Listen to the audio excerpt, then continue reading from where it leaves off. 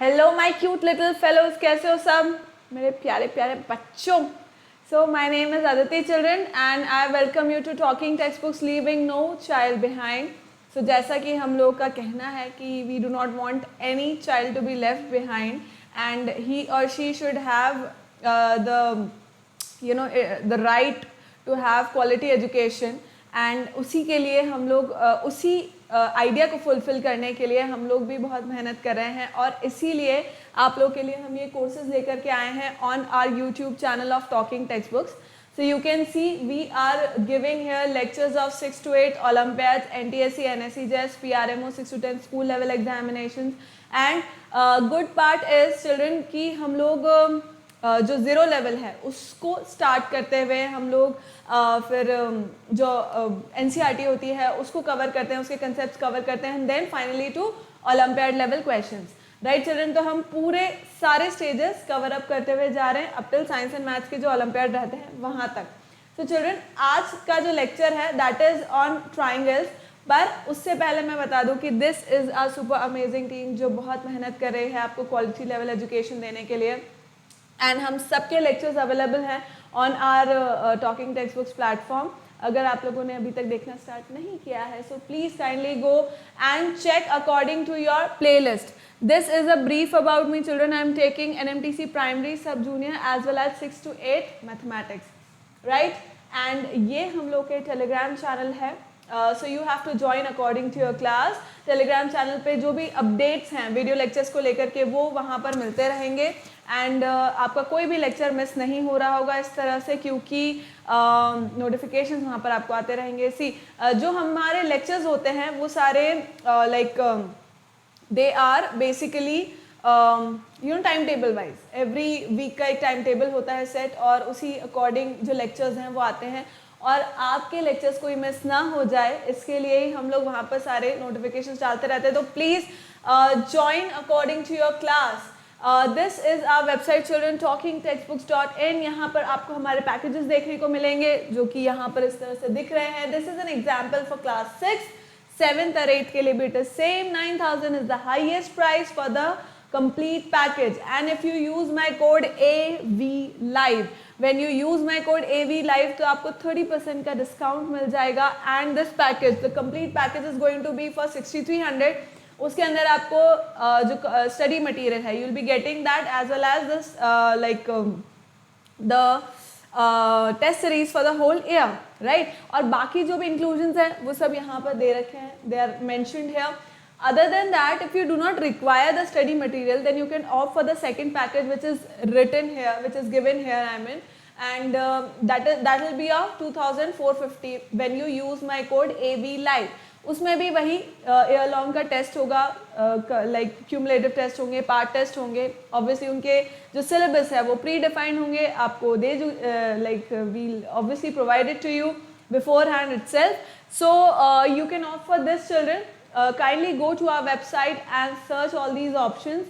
Other than that, again, bi-weekly quizzes, start giving them children, they are also for free. Just like जो video lectures हैं हम लोग के उसी तरह से जो bi-weekly quizzes है they are also free and they are of Olympiad level। मैं क्यों बोल रही हूँ आपको करने के लिए, क्योंकि वो Olympiad level के हैं। आपको पता लगेगा कि आपका जो प्रिपरेशन चल रहा है, मतलब जो भी आप पढ़ रहे हैं वो सब आपको प्रॉपर समझ में आ रहा है या नहीं, when you will be able to solve these questions। Right, moving on, ये हम लोग के डिफरेंट पैकेजेस है, डिफरेंट द पेमेंट मोड्स हैं, you know it very well. Still कुछ क्वेरीज रह जाती है children, so you can call on this number which is 9549041111। Clear children, is this clear? So let's start with our promise and then we will start with the chapter. Start with our promise मतलब promise ले लो, start क्या करना है promise से।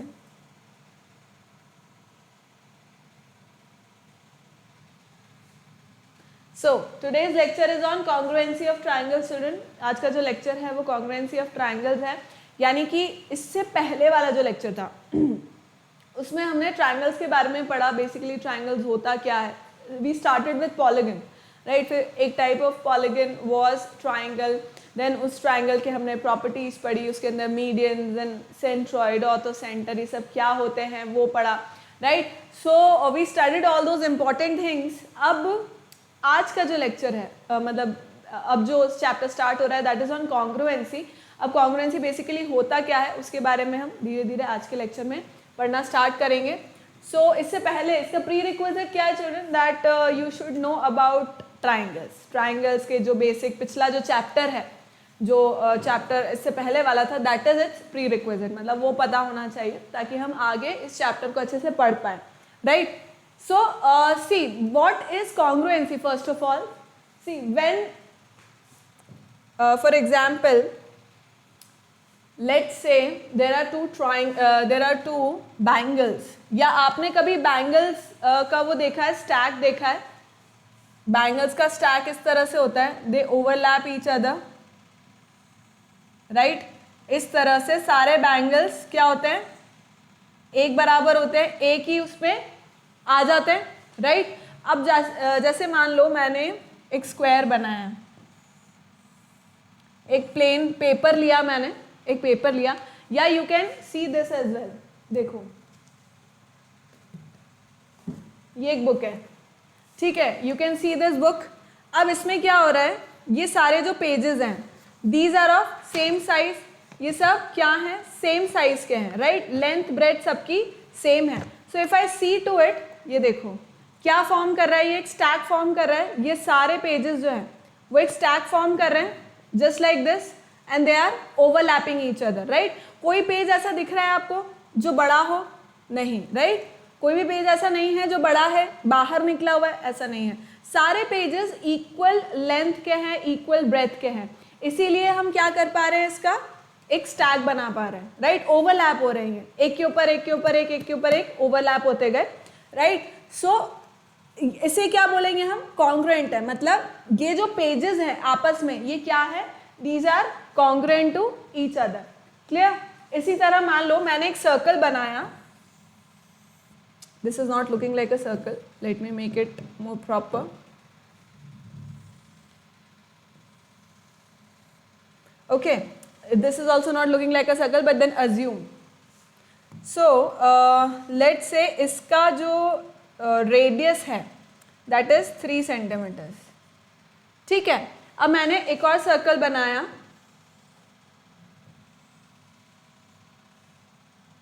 इसका जो radius है that is 2 centimeters। अब मुझे एक बात बताओ excuse me, कि ये वाला जो सर्कल है ना जिसका 2 सेंटीमीटर डाया है, सॉरी रेडियस है, जिसका 2 सेंटीमीटर रेडियस है, क्या ये ओवरलैप कर पाएगा 3 सेंटीमीटर वाले को?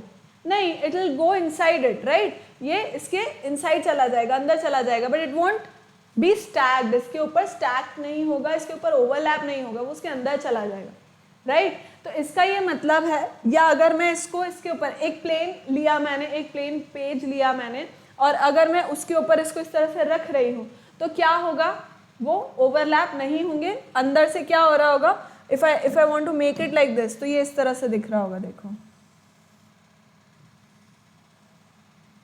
राइट। ये इस तरह से दिख रहा होगा, this will be of 2 centimetre, यानी कि दीज आर नॉट ओवरलैपिंग। तो ओवरलैपिंग जो फिगर्स होती है ना, जो ओवरलैपिंग फिगर्स होती है यानी कि एक के ऊपर एक आ जाती है और हमें पता नहीं लगता। For example see my hands, right. अब ये ओवरलैप हो गए एक के ऊपर एक, right. So these are what, congruent figures, these are congruent figures. See, have you seen the 2 stamps of same domination having blades of same company, sheets etcetera etcetera. मतलब ऐसे बहुत सारी चीज़ें, ब्लेड्स का एग्जाम्पल ले सकते हैं हम लोग, बैंगल्स का एग्जाम्पल ले सकते हैं, और छोटे बच्चे वो स्टैक का गेम खेलते हैं, वो देख सकते हैं। लीगोज होता है, लीगो का जो गेम होता है उसके अंदर एक के ऊपर एक स्टैक करके हम डिफरेंट फिगर्स बनाते हैं, right. So these are all examples of what, congruency. मतलब उसके अंदर उनका जो शेप है, साइज है, एंगल्स है, वो सब क्या होते हैं, सेम होते हैं, सो दैट वो एक के ऊपर एक ओवरलैप हो जाते हैं, right. So this is what congruency basically means, कि भाई ऐसी दो फिगर्स जिनका size, shape, everything is same, और जब वो ओवरलैप एक दूसरे पर कर जाए तो कोई डिफरेंस मुझे वहां पर ना दिखे, right children. Next, congruent figures. अब देखो, congruent figures are the same size and shape, they have the same size and shape. When two figures are congruent, you can slide, understand, you can slide, flip or turn one so that it fits exactly on the other one, right? आप क्या कर सकते हो, slide कर सकते हो उसको, turn कर सकते हो, flip कर सकते हो, ये तीनों चीज़ें आप कर सकते हो. You can slide, flip और turn, right? अगर कोई भी दो figures मुझे दी हुई है, right? कोई भी दो figures मुझे दी हुई है, I'll stand here. तो दो, अब उन दो figures में अगर उनका साइज और शेप सेम है, मान लो यहाँ पे देयर इज अ रेक्टेंगल, ठीक है, रेक्टेंगल है, उसका लेंथ और ब्रेथ मान लो सेम है, ठीक है, इसका भी ए है और ये ब्रेथ बी है, इसका भी ये लेंथ ए है और ब्रेथ बी है, राइट? अब इसको मैं स्लाइड, अब ये दोनों यहाँ रखे, इसको अगर मैं स्लाइड करा के इसके ऊपर ला सकती हूँ, कोई इसके अंदर प्रॉब्लम नहीं है. Then these are two triangles, अब इनके साइड्स बराबर हैं, इनके एंगल्स बराबर हैं, राइट? तो मैं क्या कर सकती हूँ, अब this is in this direction, इस डायरेक्शन में है, तो मैं इसको टर्न करके ऐसा इसके ऊपर ला सकती हूँ, no issues with that. And again flipping, तो ये जो कॉर्ड है, ये जो कॉर्ड है, ये क्या है, इसके साइड्स बराबर है, एंगल्स बराबर है, so I can just flip it up like this on this another quad and then if they superimpose on each other, अगर ये ओवरलैप कर जाते हैं, सुपर इम्पोज कर जाते हैं, तो ये दोनों क्या हो गए, ये क्या हो गए, these becomes the congruent figures. आई बात समझ में कि भाई उनके जो साइड्स हैं, राइट, उनके जो साइड्स हैं वो बराबर होने चाहिए, जो एंगल्स हैं वो बराबर होने चाहिए, तो फिगर्स को हम एक के ऊपर एक ओवरलैप कर सकते हैं. अब ओवरलैप करने के लिए या सुपर इम्पोज करने के लिए आप उस फिगर को फ्लिप कर सकते हो, स्लाइड कर सकते हो, टर्न कर सकते हो, उसमें कोई दिक्कत नहीं है, ठीक है? कॉपी कर लो एक बार इसको.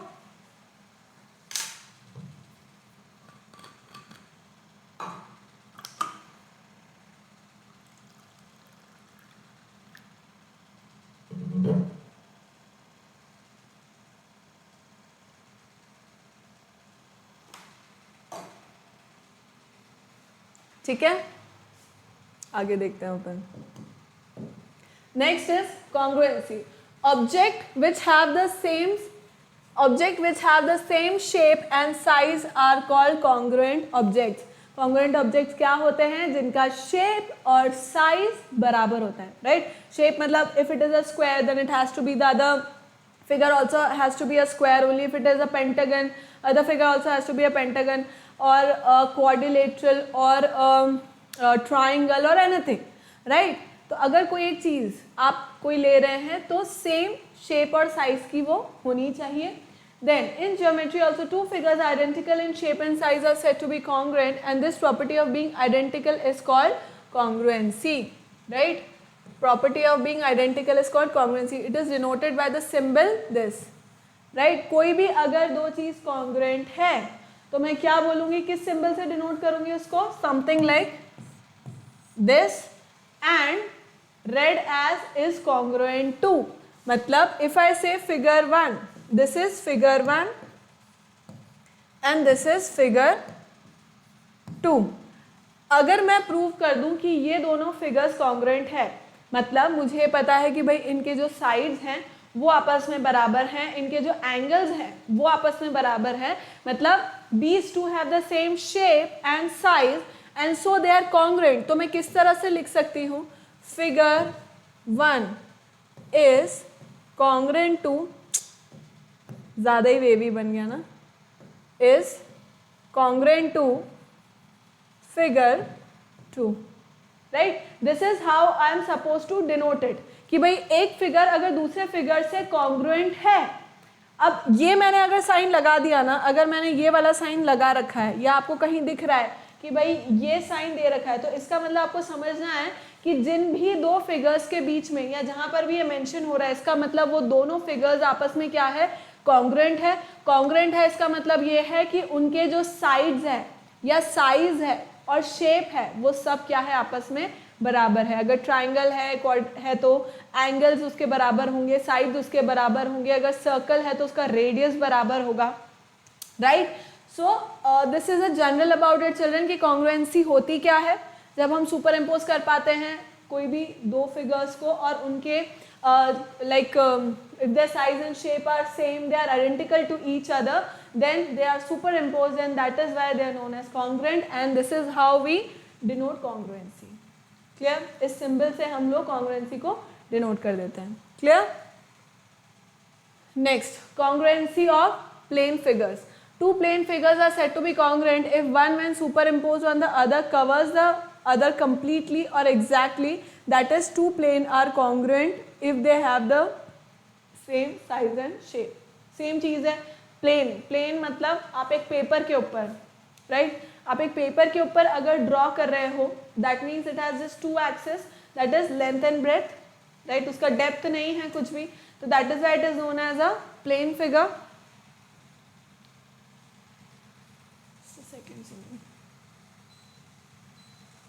Right, that is why it is known as a plane figure. And then उसमें क्या होगा फिर चिल्ड्रन, सी, अब ये देखो, अगर मैं स्लिप की बात करूं, राइट, ये जो ओवल शेप दिख रहा है, अगर मैं इसको इसके ऊपर सुपर इम्पोज करना चाहूंगी तो कर सकती हूँ. अगेन दीज फिगर्स जो कलर्ड हैं, सेम कलर्ड हैं, वो क्या है, उनका शेप सेम है और उनका साइज भी सेम है, तो मैं उसे एक के ऊपर एक सुपर इम्पोज कर दूंगी तो पता ही नहीं लगेगा कि नीचे कोई दूसरा फिगर था भी.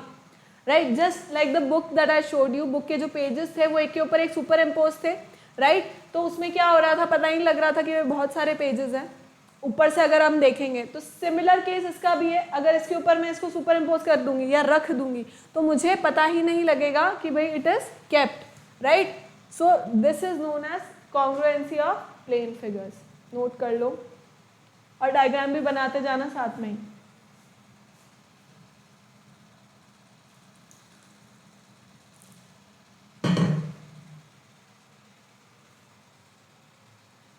Next, congruency of line segments. अब देखो, what does it say? Let us consider two line segments AB and CD of equal length. अब line segment में congruency मतलब क्या है? दो line segments हैं, यानी कि उनका कुछ measurement होगा, obviously कुछ measure है, क्योंकि वो line segment है. अब अगर दोनों same line segment, दोनों क्या like जो measurement है वो same है.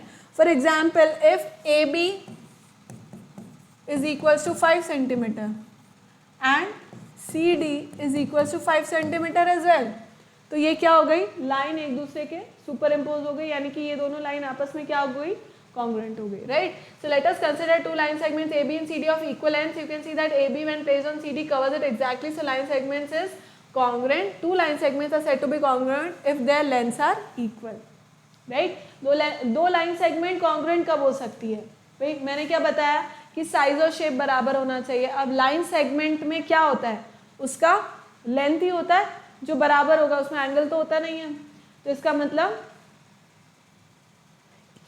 लाइन का एंगल 180 डिग्री होता है, राइट. So like this. तो ये क्या, अब मैं क्या लिख सकती हूँ, line A B is congruent to line C D. So this is the symbol. Clear है, आया कि नहीं आया समझ में मेरे बच्चों, प्यारे प्यारे बच्चों? आ जाए तो बताना, फिर हम आगे की ओर पढ़ेंगे. थोड़ा भाई इसमें ड्रॉ करना पड़ता है ना, ध्यान रखना ये सब चीज़ें.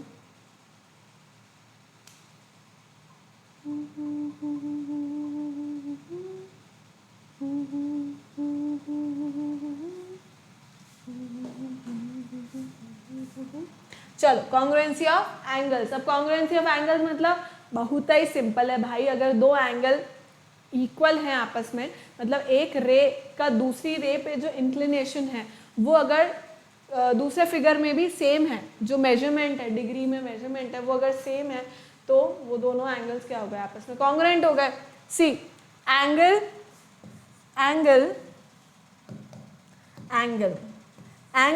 ABC is equals to 45 degrees and angle PQR is equals to 45 degrees, right.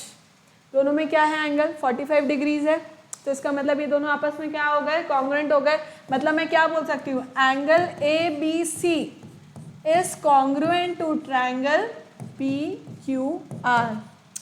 अब यह बहुत इंपॉर्टेंट है, एक चीज़ जो मैं आपको चलो बाद में बताऊंगी. नेमिंग बहुत इंपॉर्टेंट होती है. अगर मैं एंगल ABC बोल रही हूँ, तो मैं एंगल आर क्यू पी नहीं बोल सकती भाई, पी क्यू आर ही बोलना पड़ेगा। अब इसकी नेमिंग क्यों इंपॉर्टेंट है वो हम ट्राइंगल्स के लिए जब कॉन्ग्रुएंसी पढ़ेंगे, मतलब जिस टाइम पे पढ़ेंगे तब मैं समझाऊंगी कि क्यों इट इज़ इम्पॉर्टेंट कि आप उसको प्रॉपर लाइन प्रॉपर नेमिंग दो, ठीक है। मतलब उसका जो स्टेप बाय स्टेप जो होना चाहिए, मतलब एक के बाद एक जो सिस्टमेटिकली जो नाम आना चाहिए वही आना चाहिए, right. So right it down children कि एंगल भी दो अगर बराबर हैं तो भी इक्वल हो गए।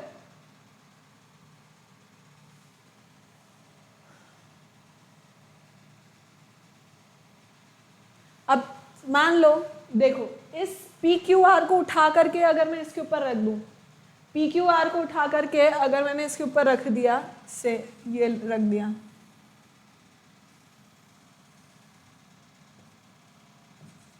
पी क्यू आर रख दिया, क्योंकि ये भी 45 था, ये भी 45 है, कुछ पता लगा? नहीं पता लगा ना, राइट। पता तो लगा, मतलब ऐसे तो दिख तो रही है। पर चिल्ड्रन इंपॉर्टेंट बात यह है समझने की कि इसके अंदर सुपर इम्पोज मैंने इसको कर दिया तो वो हो गया आसानी से, उसने मना नहीं किया, आराम से मान गया वो, तो इसलिए ये क्या हो गया, दोनों एंगल्स आपस में कॉन्ग्रुएंट हो गए। क्लियर? नाउ कॉन्ग्रुएंट फिगर्स, अब सिर्फ एंगल्स ही नहीं फिगर्स की भी हम बात करते हैं। अब देखो in the above figure, sorry not in the above figure, in the below figure, this is below, figure 1 and 2 both are equal in length, width and height, so these are congruent figures। तो ये दोनों आपस में क्या हो गई, congruent हो गई, इनका length, width, height तीनों क्या है, सेम है, इसलिए ये congruent है। next see these are few like examples, Bingo टेढ़े मेढ़े नहीं, टेढ़े मेढ़े नहीं, बिंगो मैड एंगल्स जो होते हैं, राइट। ऑल्दो उसके अंदर कोई भी ट्राइंगल ज़रूरी नहीं है कि एक के ऊपर एक सुपर इम्पोज करी जाए, but then you can find such, बहुत सारों में कोई तो ऐसा केस मिलेगा कि भाई दो ट्राइंगल्स जो होंगे वो आपस में एक दूसरे के ऊपर ओवरलैप करते होंगे। So you can see it there stack. आप जो कॉइन्स होते हैं, से 1 रुपी का अगर कॉइन ले रहे हो या 2 रुपीज़ का ले रहे हो, 5 का ले रहे हो, 10 का ले रहे हो, तो वो एक के ऊपर एक स्टैक बनाते जाते हैं। क्यों? उनका जो रेडियस होता है वो बराबर होता है, ठीक है। रेडियस एज वेल एज उनकी विड्थ होती है, विड्थ या हाइट बोल सकते हो आप, ठीक है। तो वो क्या होती है, basically they form a cylinder, cylinder होता है वो, है ना। तो उसका जो रेडियस है एज वेल एज जो हाइट है वो क्या होती है, बराबर होती है। तो आप एक स्टैक में उसे बना सकते हो। ऊपर से if you look from above तो आपको दिखेगा ही नहीं कि वो कितना नीचे तक जा रहा है, you will see a single, जो टॉप पर है वही देखोगे आप। तो आप इसलिए नहीं देख पाते हो क्योंकि वो एक के ऊपर एक ओवरलैप कर गए, राइट, एक स्टैक बन गया, क्योंकि उनका जो शेप और साइज है, क्योंकि सारे के सारे सर्कल है, राइट, सारे के सारे सिलेंड्रिकल, मतलब है वो सिलेंड्रिकली, बट वैसे सर्कल में दिखते हैं, यानी कि शेप उनका सेम दिखा, और एज वेल एज उनका साइज है वो भी बराबर होता है, राइट। तो this is one example, this is another example as you can see, right. एक के ऊपर एक, अगर इन हार्ट्स को आप ओवरलैप, मतलब इस तरह के कार्ड्स अगर आपने DIY कार्ड्स बनाए हैं तो आप एक साथ शीट को फोल्ड करते हैं and then you cut it out, उसको कट कर लेते हैं, तो आपको जब ओपन अप करते हैं तो एक ही शेप मिलता है उसके अंदर, राइट, जो ओवरलैप हो रहा होता है एक के ऊपर एक के ऊपर एक, राइट। तो इसका मतलब उनका एंगल जो है, उनका जो आपने जितने लेंथ से काटा है वो सब कुछ बराबर होता है, राइट। मतलब जैसे देखो ये एक पेपर है, ठीक है, अब इसको मैंने इतना फोल्ड कर दिया, ठीक। अब मैं यहाँ पे कुछ भी ड्रॉ करती हूँ, like if I draw something and then I cut it out, तो इसका मतलब मुझे चारों फिगर्स क्या मिलेंगे, चारों फिगर्स मुझे क्या मिलेंगे, सेम मिलेंगे, विथ सेम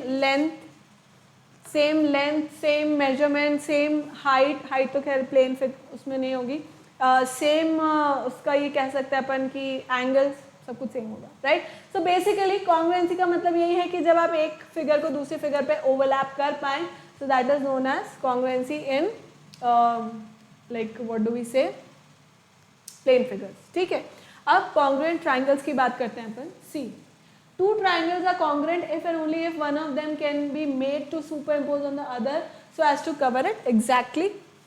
ये बेसिक इसकी डेफिनेशन है, इसका मीनिंग यही है कि जब आप एक ट्राइंगल को उठा करके दूसरे ट्राइंगल पे रख पाते हैं, you can flip it, you can slide it, you can turn it, किसी भी तरह से, पर जब आप उसको उसके ऊपर सुपर इम्पोज करते हैं तो वो एग्जैक्टली उसके ऊपर स्टैकअप हो जाता है और आपको कोई इंच एक्स्ट्रा नहीं दिखता है, then that is known as on it so as to cover it exactly, then that is known as congruency of triangles when we talk about.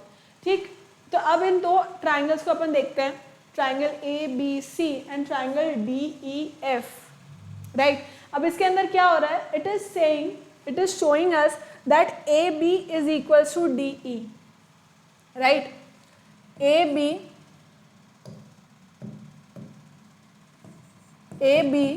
Is equals to DE, right? AB is equals to DE, B then AC is equals to DF and BC is equals to EF, right? So ये दोनों triangles आपस में क्या हो गए, ये दोनों triangles आपस में क्या हो गए, कॉन्ग्रुएंट हो गए.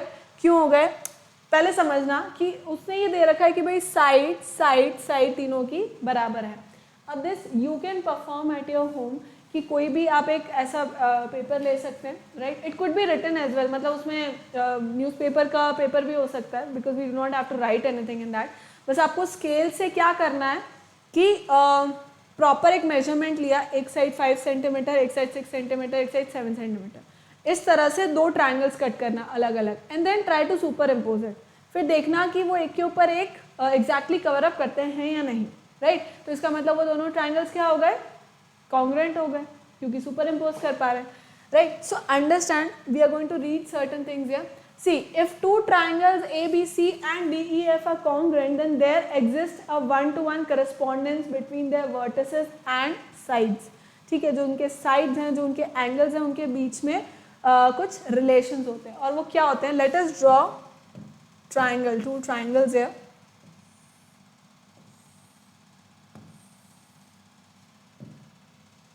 एक मैं बनाऊंगी ग्रीन से,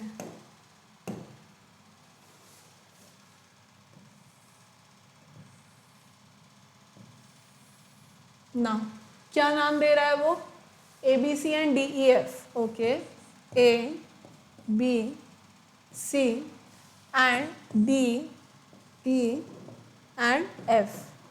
ठीक है, अब वो बोल रहा है we get the following 6 equalities. अब अगर ये दोनों ट्राइंगल्स आपस में कॉन्ग्रुएंट हैं, ठीक है, अगर ये दोनों ट्राइंगल्स आपस में कॉन्ग्रुएंट हैं तो हमें ये 6 चीज़ें मिलती है. वी गेट फॉलोइंग 6 इक्वालिटीज, और वो क्या क्या है, understand. Angle A equals to angle D, angle B equals to angle E, angle C equals to angle F. ठीक है, अब अंडरस्टैंड दिस. देखो, angle A equals to angle D, मतलब एंगल A जो है वो एंगल D के बराबर है. ठीक है, एंगल A जो है वो एंगल D के बराबर है. Angle B equals to angle E, angle B मुझे दिया है एंगल E के बराबर, and angle C equals to angle F, angle C is equals to angle F. ये मुझको दिया हुआ है. नेक्स्ट, अब और दूसरी चीज़ें क्या दी हुई है, एक तो उसने एंगल्स के बारे में मुझे बता रखा है, और किसके बारे में बता रखा है, and rest it is telling me about sides. ठीक है, ये तो एंगल्स के बारे में बात हो गई. अब ये साइड्स के बारे में बात कर रहा है, तो वो क्या बोल रहा है, AB is equals to DE, AB is equals to DE, then BC is equals to EF, BC is equals to EF and AC is equals to DF, AC is equals to DF. ये मुझे दे रखा है. अच्छा, कोई भी triangle है, अगर मुझे बताना है कि भाई जो दो ट्राइंगल्स हैं वो आपस में सुपर इम्पोज कर सकते हैं और मतलब एग्जैक्टली एक दूसरे को कवर अप कर लेंगे, कॉन्ग्रुएंट हो जाएंगे, तो कोई एक्स्ट्रा कुछ मुझे दिख नहीं रहा होगा, एक के ऊपर एक आ जाएगा वो. तो ये कब होगा, ये कब होगा, ये तब होगा ना जब उनके जो तीनों साइड्स हैं, भाई अपन ट्रायंगल की बात करें तो ट्रायंगल में क्या होता है, साइड्स होते हैं, एंगल्स होते हैं, वर्टिसेस होते हैं, राइट. तो अभी मैं ये बात कर रही हूँ कि अगर उनके तीनों साइड्स, भाई ट्रायंगल आप बनाते कैसे हो, how do you construct a triangle, you need sides and angles, right. उसी से आप एक ट्रायंगल बना सकते हो. आपको साइड्स की ज़रूरत होती है और एंगल्स की ज़रूरत होती है, इन दो चीज़ों की ज़रूरत होती है, तभी आप ट्राइंगल को कंस्ट्रक्ट कर सकते हो, राइट। सो अब अगर मुझे ये जानना है कि भाई एक ट्राइंगल दूसरे ट्राइंगल पे ओवरलैप कर रहा है, तो इसके लिए मुझे क्या चीज़ों की ज़रूरत होगी, उसके साइड्स की और उसके एंगल्स की। तो मुझे ये जानना ज़रूरी है कि भाई जो साइड्स हैं वो आपस में, दोनों ट्राइंगल्स की साइड्स जो हैं वो आपस में बराबर हो, और जो एंगल्स हैं वो आपस में बराबर हो, राइट। यही मुझे पता होना चाहिए। तो अब उसने दे रखा है कि भाई दो ट्राइंगल्स अगर कॉन्ग्रुएंट होते हैं, इम्पोज हो जाते हैं, सुपर इम्पोज हो जाते हैं एक दूसरे के ऊपर, इसका मतलब उनके तीनों साइड्स और तीनों एंगल्स आपस में क्या है, बराबर है, राइट। अब इसमें वर्टिसेस का क्या इंपॉर्टेंट रोल है वो मैं बताऊंगी, मतलब जब हमें नेमिंग करनी होती है तो वो कितना इंपॉर्टेंट होता है वो मैं बताऊंगी आपको। So have you understood children कि इसमें क्या हो रहा है, what you can see here is this only कि भाई तीनों साइड्स और तीनों एंगल्स आपस में इक्वल होने चाहिए। Let's read further, if two triangles ABC and DEF are congruent under A is equal to D, D is equal to E and C is equal to F, one-to-one correspondence, then we write triangle ABC is congruent to triangle DEF. We cannot write as ABC is congruent to DFE or EDF, right? अब important बात समझने की, excuse me. अब देखो बहुत बहुत ही ज़रूरी बात है ये जो आपको समझनी है, यहाँ पर ध्यान देना, ठीक है। अब वो क्या बोल रहा है, देखो मैंने क्या बोला है यहाँ पे, A is equal to D. देखो A D के बराबर है, फिर D E के, सॉरी A D के बराबर है, then sorry this is B, B E के करस्पॉन्डिंग है और C F के करस्पॉन्डिंग है, मतलब ये आपस में इक्वल है, राइट। तो इसका मतलब जब मैं ट्राइंगल लिखूंगी ना, ट्राइंगल का नेम A B C, तो मैं इस ट्राइंगल के जो मेरा A है ना, A वाला जो एंगल है, A वाले एंगल के साथ करस्पॉन्डेंस में मैं क्या लिखूंगी, जो मेरा एंगल A के बराबर है वो। आ रही है बात समझ में। मेरे को जब ट्राइंगल का नाम देना है ना कि कौन सा ट्राइंगल है, तो वो नेमिंग करते टाइम पर मैं नाम कैसे लिखूंगी, नाम कैसे लिखना अपन ट्राइंगल का, भाई उसके वर्टिसेस के नाम लिख देते हैं, यही है ना बात। तो अब ये ABC है, मैंने नाम दे दिया फर्स्ट वाला ट्राइंगल ABC, पर जब मुझे ये पता है कि ये कॉन्ग्रुएंट है आपस में, ठीक है, तो कॉन्ग्रुएंट होने के बाद मैं दूसरा जो ट्राइंगल है उसका नाम किस तरह से लिखूंगी, ये ध्यान से समझना कि अगर मैंने फर्स्ट नंबर पे A लिखा है, राइट, तो दूसरे ट्राइंगल के फर्स्ट नंबर पे मैं वही एंगल लिखूंगी जो इसके बराबर है, जो एंगल A के बराबर है। मान लो कि एंगल A अगर एंगल E के बराबर होता, एंगल A अगर एंगल E के बराबर होता तो मैं यहाँ पर E लिख रही होती, राइट, पर ऐसा नहीं है। जो एंगल A है, जो एंगल A है मेरा, वो किसके बराबर है, D के बराबर, तो मैंने D लिख दिया, राइट। उसके बाद नेक्स्ट एंगल B लिखा हुआ है, नेक्स्ट A के बाद क्या लिखा है, B। अब B मेरा जो एंगल है वो कौन से एंगल के बराबर है दूसरे ट्राइंगल में, B अगर मान लो F के बराबर होता तो मैं यहाँ F लिख देती, D के बराबर होता तो D लिख देती, बट B एंगल जो है वो E के बराबर है दूसरे ट्राइंगल में, तो मैं दूसरे ट्राइंगल का नाम लिखूंगी E, राइट। फिर C लिखा है, लास्ट में C लिखा है, तो C जो है, C एंगल किसके बराबर है, F के बराबर है, इसलिए मैंने नाम लिख दिया F। आया समझ में कि मैंने किस तरह से इनका जो नेमिंग है वो लिख रखा है, इनका जो नेमिंग है वो किस तरह से और क्यों लिख रखा है, ऐसा कि जो एंगल जिस एंगल के बराबर होगा वो ही नाम मैं पहले लिख रही हूँ। मान लो अगर A मेरा F के बराबर होता तो मैं F लिख देती, राइट। फिर B मेरा अगर D के बराबर होता तो यहाँ D लिख देती, C मेरा E के बराबर होता तो मैं ये लिख देती, पर ऐसा नहीं है, जो मुझे दे रखा है वही। अब एक और अच्छी बात समझना है यहाँ पर, देखो अब मुझे क्या गिवन है, मुझे क्या गिवन है कि AB साइड, देखो A B is equals to D E, क्या दे रखा है, A B is equals to D E, clear है। तो ए बी फर्स्ट आ रहा है मेरा, दोनों साथ में, A B is equals to D E, दोनों सेम पोजिशन पे आ रहे हैं, D E, A B is equals to D E, बिल्कुल फर्स्ट पोजिशन में आ रहे हैं दोनों। नेक्स्ट मुझे क्या पता है, B C is equals to E F, so B C is equals to E F, ये भी बिल्कुल करेक्ट पोजिशन में आ रहे हैं। भाई सेकेंड और थर्ड है, यहाँ पे भी सेकेंड और थर्ड है, बी पहले है, सी बाद में है, ई पहले है, एफ बाद में है, ये भी बिल्कुल करेक्ट हो गया।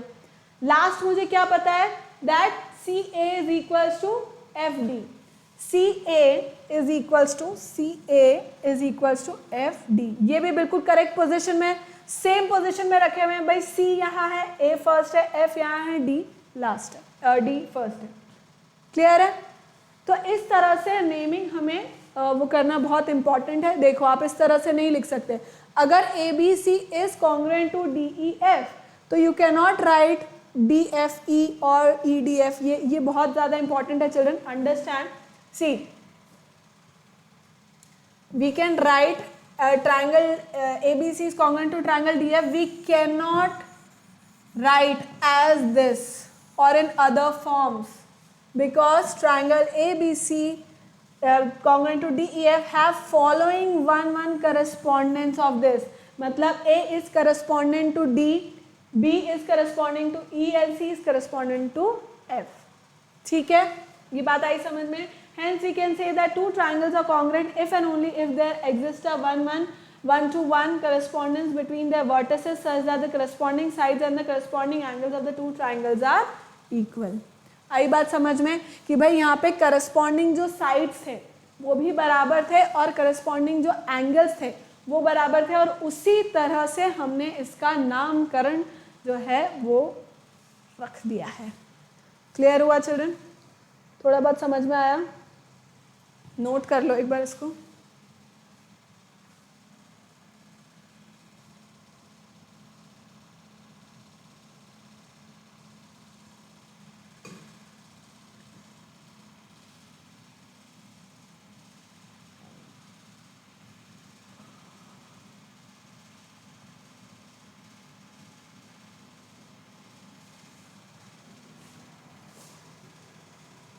Next, sufficient condition for congruency of two triangles। अब देखो इसके अंदर सबसे पहले अपन बात करते हैं SAS congruency की। अब इस सब का मतलब क्या है? देखो भाई टू ट्राइंगल्स हैं, दो ट्राइंगल्स मुझे दे रखे हैं, और अब उसके अंदर क्या हो रहा है, दो ट्राइंगल्स जब मुझे दे रखे हैं, अब ज़रूरी नहीं है कि, अब जैसे छः लाइक कंडीशंस है ना कि तीन एंगल्स हैं और तीन साइड्स हैं, उनको बराबर करना है, तो it is not necessary children. जब भी आपको दो ट्राइंगल्स को कॉन्ग्रुएंट प्रूव करना है तो इट इज़ नॉट नेसेसरी कि आप पूरे वो छः के छः जो कंडीशंस हैं उनको प्रूव करो ही सही कि भाई तीनों एंगल्स भी बराबर होने चाहिए, तीनों साइड्स भी बराबर होनी चाहिए, ऐसा ज़रूरी नहीं है। कोई भी तीन चीज़ें इन अ पर्टिकुलर कॉम्बिनेशन, राइट, मेरी बात को समझना कि उन छः कंडीशन में से कोई भी तीन कंडीशन अगर आप प्रूव कर देते हो कि इक्वल हैं, भाई फर्स्ट ट्राइंगल की सेकंड ट्राइंगल से इक्वल हैं, तो वो दोनों ट्राइंगल्स आपस में कॉन्ग्रुएंट हो जाते हैं। कहने का मतलब कि बाकी की जो तीन चीज़ें हैं ना वो अपने आप ही कॉन्ग्रुएंट प्रूव हो जाती हैं। आ रही है ना बात समझ में? भाई अगर मैंने बोला कि भाई दो एंगल एक साइड अगर आपस में बराबर है, अब उनकी क्या कंडीशन है वो मैं ऑब्वियसली बताऊंगी, पर आप ये बेसिक चीज़ समझो। जैसे मैंने वो आपको एक एग्जाम्पल, एक वो एक्टिविटी करने के लिए दी कि भाई आप दो ट्राइंगल्स इस तरह से ले लो, न्यूज़पेपर की कटिंग कर लो, या जो आपके रफ पेपर्स हैं जिनको आप ऑलरेडी यूज़ कर चुके हो और like you sell it out as रद्दी, बट उसको एक काम करो, रोक लो and then take a scale and pencil और उसका मेजरमेंट लेकर के उसको कट करो। ऐसे कट करो कि भाई तीन साइड्स हैं, तीनों के इक्वल मेजरमेंट होने चाहिए। मैंने बताया 5, 6, 7 आप ले सकते हो, या इस तरह से ले लो कि भाई एक साइड 5 सेंटीमीटर है, एक 45 डिग्री एंगल है और एक 6 सेंटीमीटर है, राइट। इस तरह से आप ले सकते हो भाई, साइड एंगल और साइड, इस तरह से। तो बेसिकली कहने का मतलब मेरा ये है कि अगर जो 6 कंडीशंस है, आपको 6 की 6 निकालने की ज़रूरत नहीं, कोई भी क्वेश्चन दिया हुआ होता है तो उसके अंदर अगर हम 3 कंडीशंस भी प्रूव कर देते हैं ना कि वो इक्वल है, तो वो ट्रायंगल अपने आप कॉन्ग्रुएंट हो जाता है और बाकी की 3 conditions by default he true हो जाती है कि भाई ये तो इक्वल होगी ही। आए समझ में? तो अब इसके अंदर क्या हो रहा है, जो 3 कंडीशन हमें लेनी है ना, वो हम अपने मन से ऐसे कुछ भी ले लेंगे, ऐसा नहीं होता, राइट? कुछ भी नहीं ले सकते अपन। There has to be a certain combination, you know, a certain combination is required. तो इस तरह से हम लोग 5 टाइप्स में वो जो कॉम्बिनेशन है, वो स्पेशल कॉम्बिनेशन जो हैं वो हम 5 तरह कैसे निकालते हैं और वो कैसे होते हैं। उसमें सबसे पहला है साइड एंगल साइड का कॉम्बिनेशन। मतलब एक साइड है, फिर एक एंगल है, फिर एक साइड है, उसी के करस्पॉन्डेंस में, मतलब 2 साइड के बीच में एक एंगल आना चाहिए। समझ रहे हो? ये इसीलिए ऐसा नाम दिया हुआ है, side angle side. You know how naming is important? Naming कितना जरूरी है भाई। Although Shakespeare has said that what's in the name, but then here it is very important children. It is everything is in the name, right? आप नाम रोशन करेंगे ना तो आप ही का होएगा भाई। आपके दोस्त, अब आप मेहनत कर रहे हो और आपके दोस्त या आपके छोटे भाई बहन या बड़े भाई कोई मेहनत नहीं कर रहे हैं, तो नाम तो आप ही का रोशन होगा ना भाई। नाम आप ही का आएगा, रिजल्ट अच्छा आप ही का आएगा, तो आप ही का नाम होगा, उनका थोड़ा ना हो जाएगा। जो मेहनत करेगा उसका नाम होएगा, ठीक है? तो that is why naming is important children. तो इसके अंदर क्या हो रहा है कि 2 साइड के बीच में एक एंगल है ना, 2 साइड के बीच में एक एंगल आ रहा है। इसी तरह से दूसरा जो ट्रायंगल जिससे मैं कॉन्ग्रुएंट इसको प्रूव करने की कोशिश कर रही हूँ या मुझे बताना है, उसमें भी एक साइड, 2 साइड और उसके बीच में एक एंगल होना चाहिए, तभी वो SAS कॉन्ग्रुएंसी प्रूव करेगा या साइड एंगल साइड कॉन्ग्रुएंसी को प्रूव करेगा। क्लियर है? तो side angle side, then side angle side. जरूरी नहीं है कि मैं यही वाली लूँ, ये भी ले सकती हूँ मैं, तो तब भी मैं कर सकती हूँ। तब एंगल फिर ये वाला होगा, राइट? तो फिर क्या हो जाएगा मेरे पास, साइड एंगल साइड। मतलब मैं क्या कहना चाह रही हूँ समझना,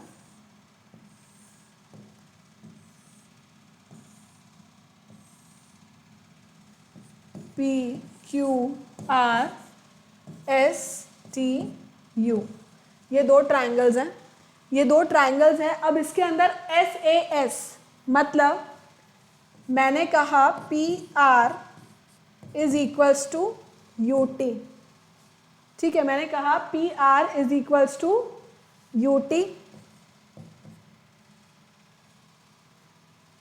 then angle R is equals to angle T, angle R is equals to angle T। फिर मैंने कहा तीसरी जो कंडीशन थी वो मैंने बोली कि RQ is equals to TS, RQ is equals to TS, यानी कि एक साइड इस साइड के बराबर हो गई, फिर एक एंगल इस एंगल के बराबर हो गया, फिर एक साइड अगेन इस साइड के बराबर हो गई। पर मुझे यहाँ पे क्या पता लग रहा है, यहाँ पे मुझे क्या पता लग रहा है, साइड, ये भी साइड और 2 साइड के बीच में आ रहा है angle. Same is the case hair, यहाँ पे भी है साइड, यहाँ पे है एंगल और यहाँ पे है साइड। मतलब 2 साइड बराबर है और एक जो एंगल है उनके बीच में वो बराबर है, ठीक है? आ रही बात समझ में? तो उसको मैं क्या बोलूँगी, SAS कॉन्ग्रुएंसी या साइड एंगल साइड कॉन्ग्रुएंसी। अब इसका नेमिंग बताओ, फटाफट से इसका नेमिंग बताओ क्या होएगा। अगर मुझे लिखना है कि भाई ये 2 ट्रायंगल्स कॉन्ग्रुएंट है, तो मैं क्या बताऊंगी कि सबसे पहले एंगल सी PR लिखा मैंने,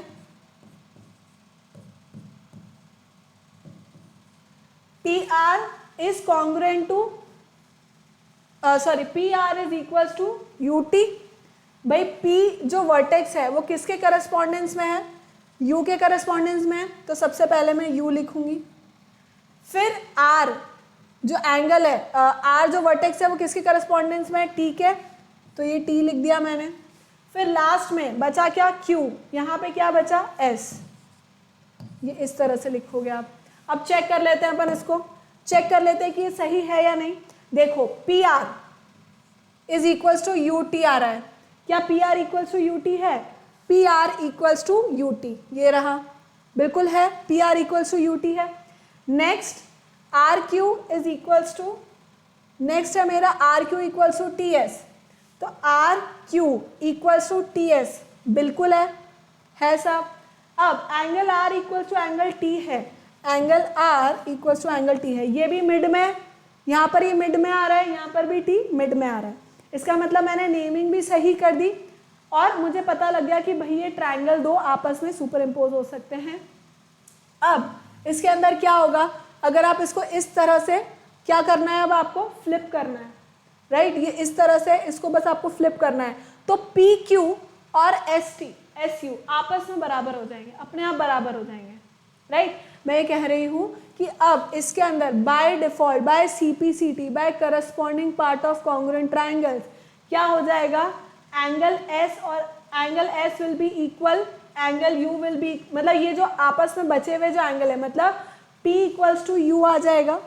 कहने का मतलब ये जो P एंगल है वो U एंगल के बराबर हो जाएगा, then Q angle will be equal to S, right, ये आपस में बराबर हो जाएंगे एंड बची हुई जो साइड्स हैं ये आपस में बराबर हो जाएगी बाय व्हाट, CPCT। अब ये CPCT का जो लॉजिक है वो मैं दोबारा से लूँगी children in the next class, जो बची कुछ चीज़ें हैं वो और हम आगे करेंगे, but this is it for today. एक बार इसको उतार लो, राइट, कॉपी इट डाउन और फिर हम आगे करेंगे इसको नेक्स्ट क्लास में continue. I will explain this again, ये जो क्राइटेरियाज हैं इसको मैं दोबारा से एक्सप्लेन करूँगी, don't worry for that. So all this we will study in the next lecture, children. So children, thank you so much for watching. Keep liking, keep subscribing and keep sharing. Remember to hit the bell icon so that you remain notified for all our upcoming awesome videos. And yes, remember to use my code AVLIFE to get 30% of discount. Thank you so much. Bye-bye.